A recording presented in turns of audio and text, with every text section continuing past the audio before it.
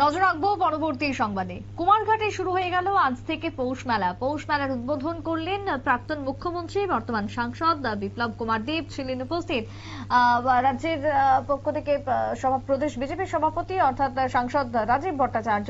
এছাড়াও স্থানীয় বিধায়ক ভগবান চন্দ্র দাসের উপস্থিতি ছিল লক্ষণীয় এবং অন্যান্যরাও ছিলেন উপস্থিত। আজকে শুভ উদ্বোধন পৌষ মেলা কুমারঘাটে এবং এই পৌষ মেলাতে ব্যাপক মানুষের ভিড় সবটাই পরিলক্ষিত হয়। কি বক্তব্য উঠে এসেছে প্রথমেই শুনুন বিপ্লব দেবের এবং পরবর্তীতে রাজীব ভট্টাচার্য কি জানাচ্ছেন শোনাবো। আবিষ্কার করেছিলাম, কিন্তু এই ময়দান থেকে আমি বলবো, এই কার্যক্রমে অনুষ্ঠান সাংস্কৃতিক কার্যক্রম থেকে বলবো, এই 3 ইউনিভার্সিটি যেটা ইংরেজ তৈরি করেছিল সেটাই ইউনিভার্সিটি নয়। ভারতবর্ষের পুরো দুনিয়ার মধ্যে সবচাইতে পুরনো ইউনিভার্সিটি কোথাও স্থাপিত হয়েছিল এই ভারতবর্ষের মধ্যেই, বিহারের নালন্দা তক্ষশিলাতে। তার আগের কোন ইউনিভার্সিটি পুরো দুনিয়াতে আজ পর্যন্ত কেউ খোঁজ করে পায়নি। ইংরেজরা কমিউনিস্টরা সময়ে সময়ে ভারতবাসীদেরকে সংকীর্ণ মানসিকতার মন তৈরি করার জন্য বলা হতো ভারতবর্ষ তো কিচ্ছু নেই, ভারতবর্ষের কৃষ্টি সংস্কৃতি, ভারতবর্ষের ধন দৌলত কোনো কিছু নেই। আমরা এসেছি তার জন্য ভারতবর্ষ একত্রিত হয়েছে, আমরা এসেছি তার জন্য রেলওয়ে ট্র্যাক তৈরি হয়েছে, আমরা এসেছি তার জন্য ভারতবর্ষের মধ্যে রাস্তা তৈরি করেছে।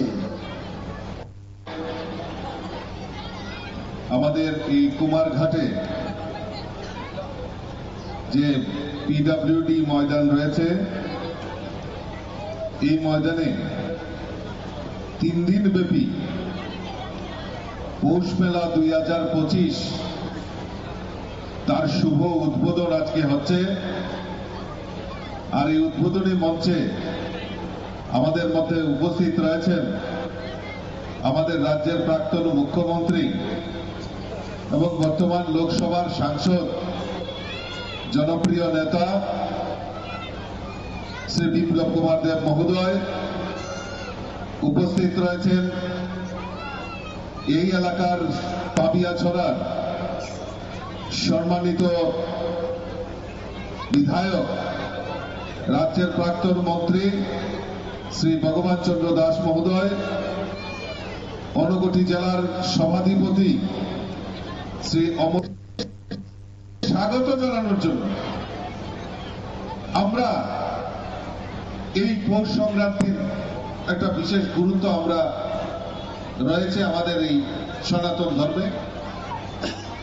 তাই এই পৌষ সংক্রান্তিকে সামনে রেখে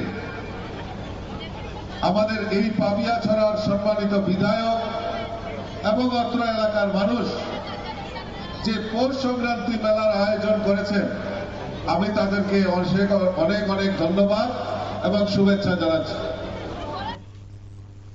আপনারা শুনলেন আজকে বিপ্লব দেব এবং রাজীব ভট্টাচার্যের বক্তব্য। পৌষ সংক্রান্তি মেলা শুরু হয়েছে, মহকুমা ভিত্তিক 3 দিন ব্যাপী এই মেলা চলবে। মেলার উদ্বোধন করলেন আজকে বিশিষ্টরা। ছোট্ট বিরতির পর ফিরে আসবো, সঙ্গে থাকুন।